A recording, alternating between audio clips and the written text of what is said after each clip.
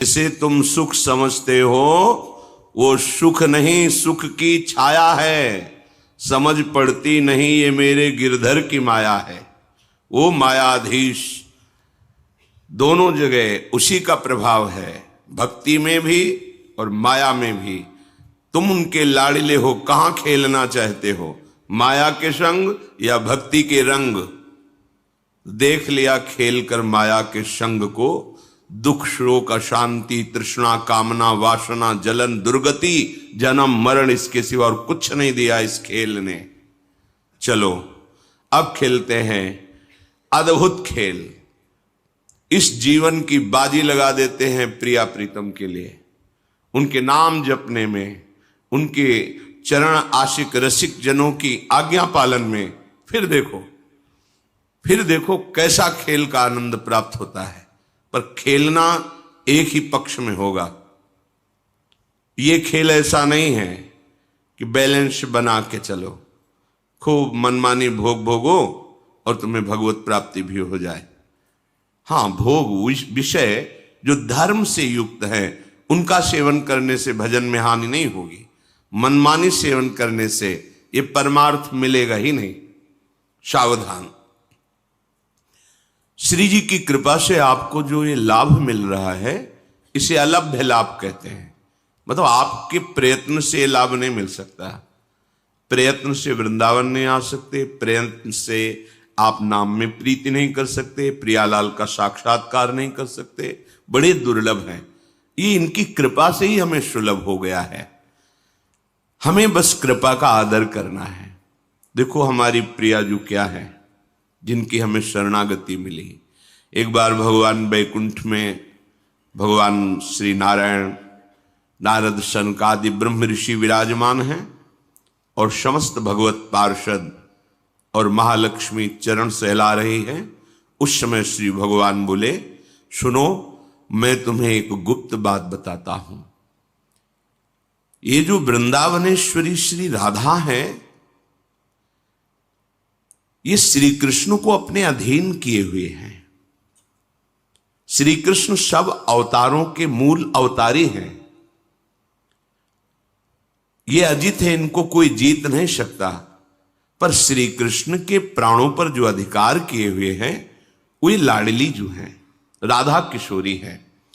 प्राणाधिक प्रियतमा सर्वाभ्यः सुंदरी परा, सर्वयुक्ता च सौभाग्य भागिनी गौरवान्विता, वामांगार्ध स्वरूपा च कृष्ण गुणेन तेजसा समा, परावरा सारभूता परमाद्या सनातनी, परमानंद रूपा च धन्या मान्या च पूजिता, रास क्रीडादि देवी श्री कृष्ण परमात्मना, रास मंडल संभूता रास मंडल मंडिता, रासेश्वरी सुरसिका रासवास निवासिनी। हमारी प्यारी जी की महिमा वैकुंठनाथ वर्णन करते हैं।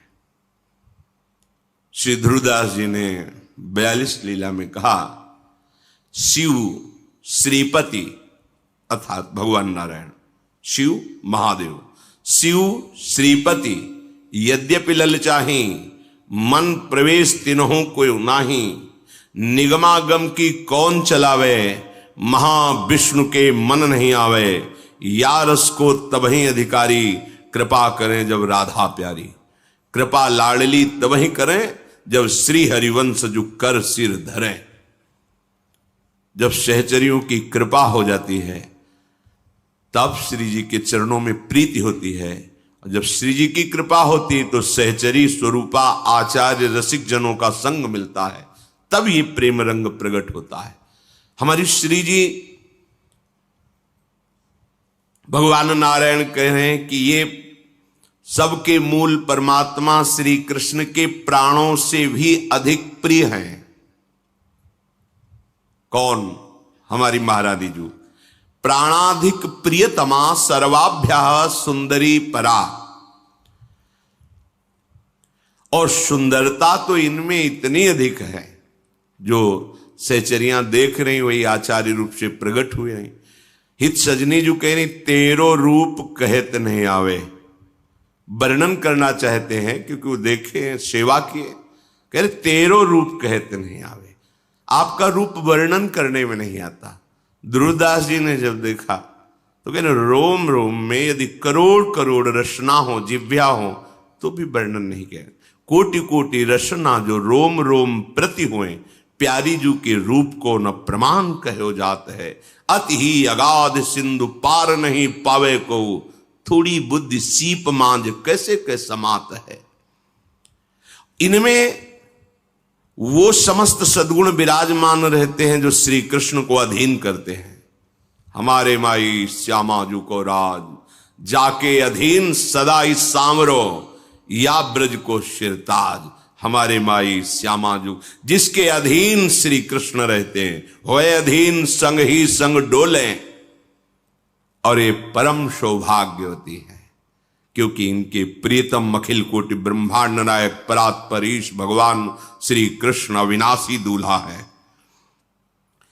इनको अनुपम गौरव प्राप्त है, क्योंकि जिनके चरणों में ब्रह्मा शिवादि अपने मुकुट रगड़ते रहते हैं, वो श्री कृष्ण। देखो कैसी प्यारी जी का गौरव, देखो हमारी स्वामिनी जी की महिमा देखो। बिहरत कुसुम पराग लगत जब, पीत वसन लय झारत। हमारी लाडली जो वृंदावन में जब वन विहार करती है, तो वृंदावन की लताएं नृत्य करने लगती हैं। तो जितने पुष्प पराग से सब मानो वृक्षों ने पावड़े बिछा दिए हों, उसके ऊपर सखियां सुंदर सुगंधित द्रव्य से युक्त पराग डालती हैं। फिर लाडली लाल वन विहरण, जब प्यारी जू के अत्यंत सुकुमार श्री चरणों में पराग लग जाता है, तो लालजू को ऐसा लगता है कहीं पराग चुभ न जाए। तो बिहरत कुसुम पराग लगत जब, तो पीतांबर से लाडली जू के सामने झुकते, उनके चरण तलवे को पीतांबर से पूछते हैं, पराग चुभ न जाए।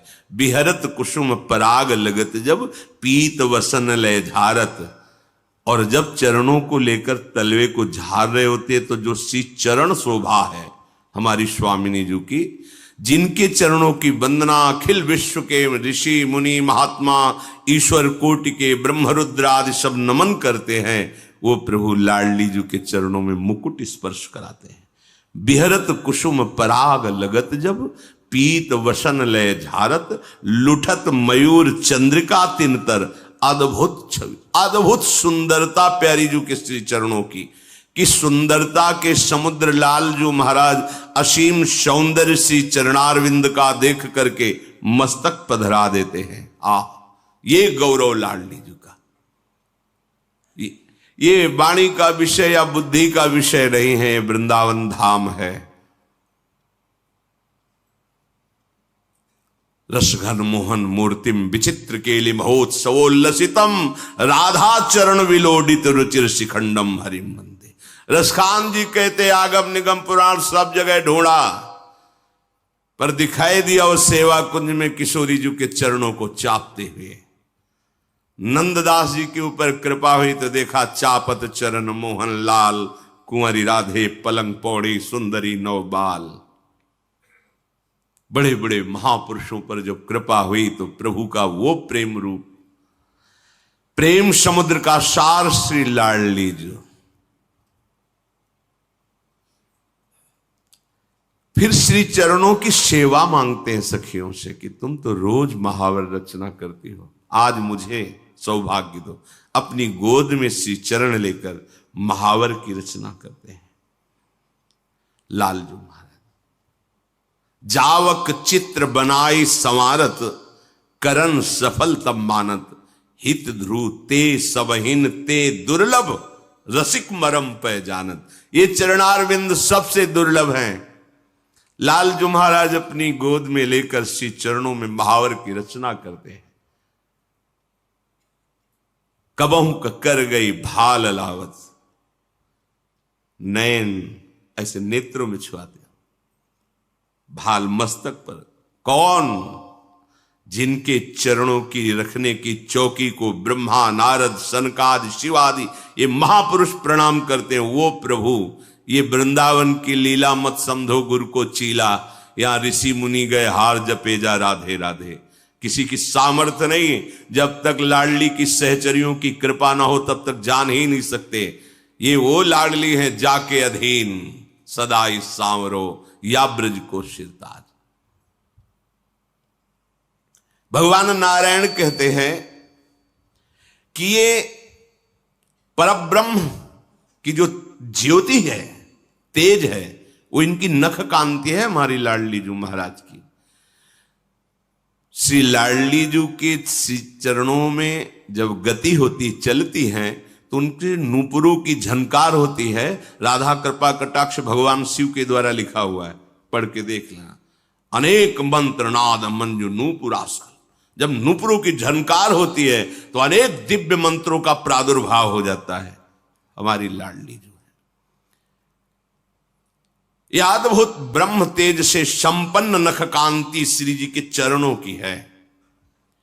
इन्हीं को परावरा कहा गया, सारभूता कहा गया, परमाद्या, सनातनी, परमानंद रूपा, धन्या, मान्या, पूज्या।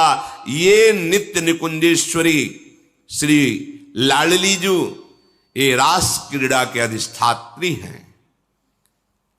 परब्रह्म परमात्म तत्व श्री कृष्ण रास मंडल में इन्हीं की आराधना करते हैं, इसीलिए इनका नाम राधा है।